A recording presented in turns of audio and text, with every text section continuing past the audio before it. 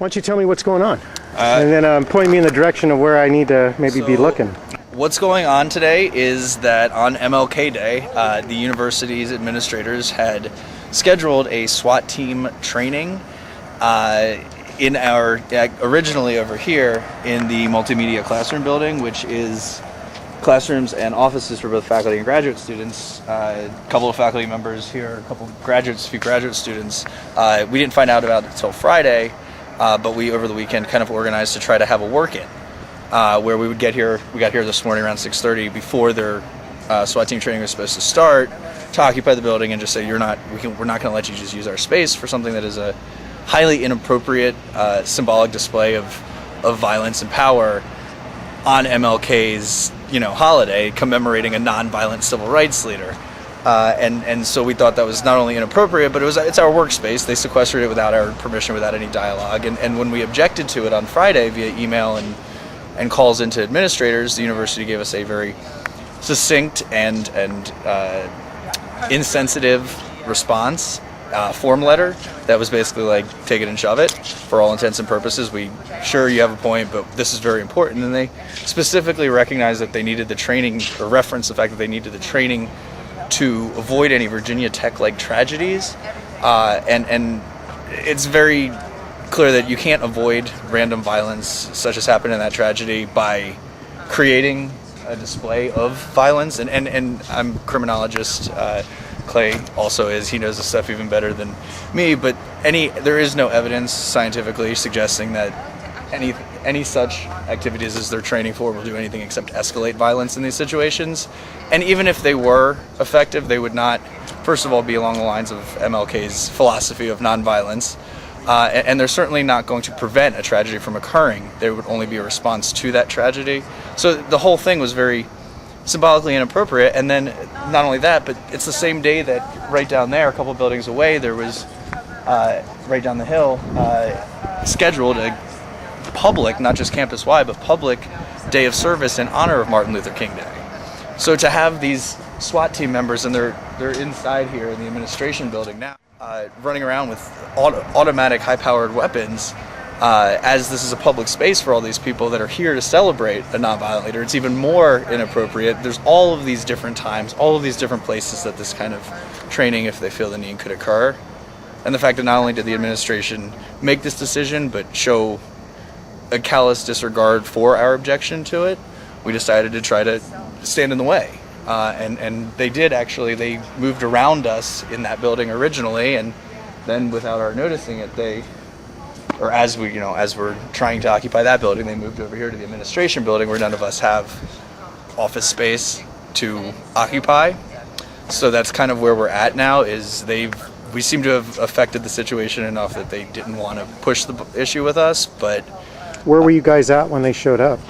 We were inside the front entrance of that building, all congregated together, and they went into various parts of the building and were trying to conduct the classroom aspect of their training in there.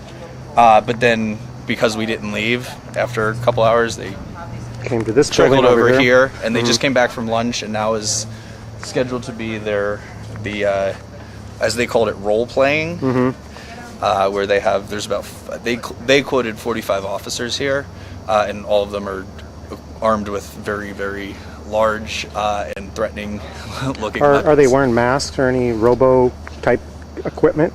Not gas masks, not masks, but they all have a lot of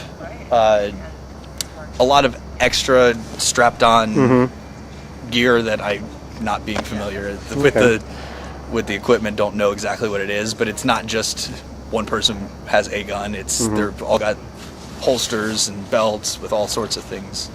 And corporate media showed up out here and looked around, did a little interviews with them or with you guys? With us first, because we notified them and sent out our press release, and then and we showed them around, and we actually tried to find them to talk to them in that building, which is when we realized they had totally vacated and had come entirely over here, and they saw that the corporate media was here, and before they did pulled out their guns, they invited them in and showed them how innocuous it was, supposedly. They didn't invite us in, and they certainly throughout the course of the entire day, never dialogued with us about this. And since the initial form response, nobody has received any response from the university's administration.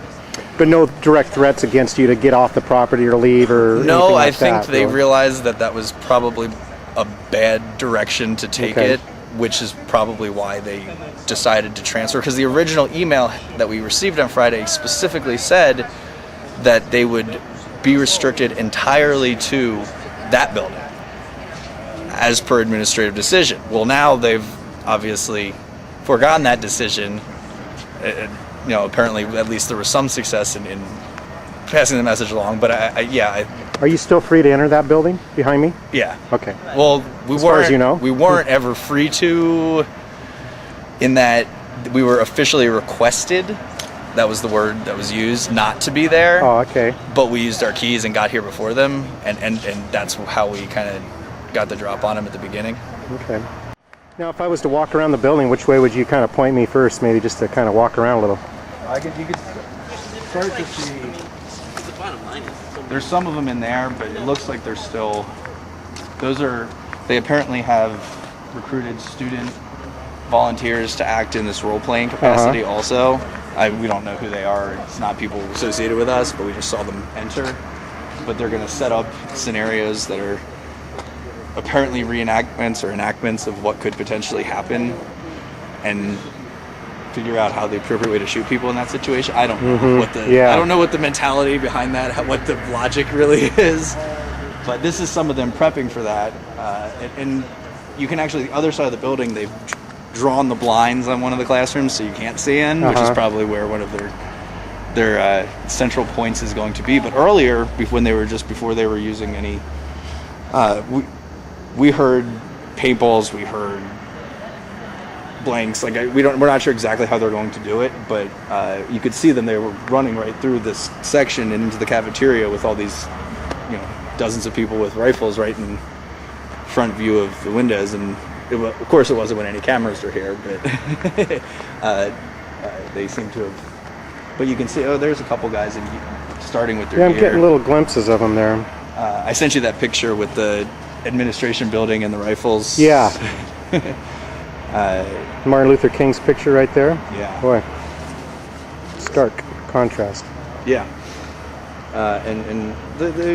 I must say that they, nothing against the law enforcement agents. They're obviously being told what to do. Also, they're proletariat ultimately, even if they're disengaged from their proletariat status, unaware of it.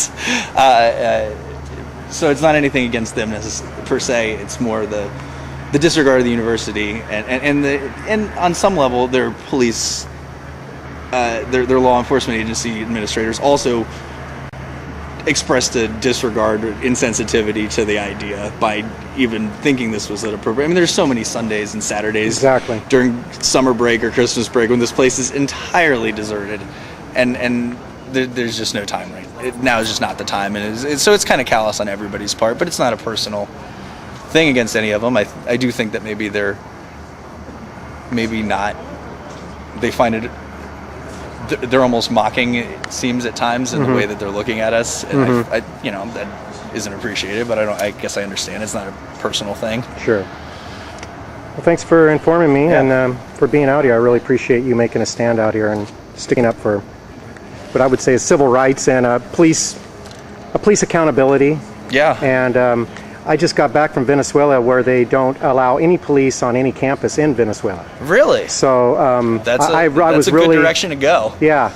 And as soon as I got back, I heard about the G20 protests where they ran all through the campuses shooting kids with beanbags, and I thought of the contrast to Latin America there, where they're not even allowed on the property. Well, Venezuela is probably the polar opposite of anywhere. It's gonna